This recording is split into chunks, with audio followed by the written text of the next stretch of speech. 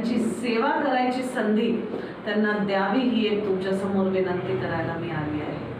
तुमच्या मयम कॉन्स्टिट्युएन्सीमध्ये मला माहितीप्रमाणे 7 पंचायती आहेत, जवळजवळ सर्व धर्माची लोक आहेत, सर्व जातीची लोक आहेत, त्याच्यात मराठा पण आहेत, भंडारी पण आहेत, मुस्लिम आहेत, म्हणजे हिंदू मुस्लिम ख्रिश्चन हे सगळे मिळून तुम्ही सगळेजण राहतात। पण आज आमच्या कर्नाटकातच तुम्ही बघितलं तर BJP वाले इलेक्शन आले की धर्माच्या नावाखाली लोकांना फोडत चाललेले आहेत। आमचा पक्ष ज्याच्याबरोबर आम्ही संघटना केलेली आहे या इलेक्शनसाठी, गोवा फॉरवर्ड ह्या पार्टी बरोबर, त्यांनी सुद्धा आमच्या विचारांबरोबर सहमत आहे, म्हणूनच त्यांच्याबरोबर आम्ही सहमती होऊन सर्व जाती धर्मीयांना एकत्र घेऊन लोकांच्या कल्याणासाठी जे काम करता येईल ते गोवा फॉरवर्ड पार्टी आणि काँग्रेस पक्ष निश्चितच मयमच नाही तर पूर्ण गोवामध्ये करून दाखवते।